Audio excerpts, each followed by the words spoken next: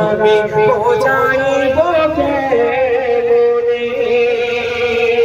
রোজা মোবারক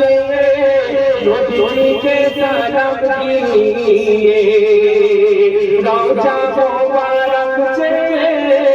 নবীকে সালাম দিয়ে বলিতাম মনের বাসনা ও মদিনার মাটি রে সকল সুখ বুঝি তোর কপালে ও মদিনার মাটি রে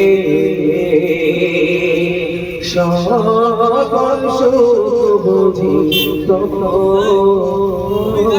কপালে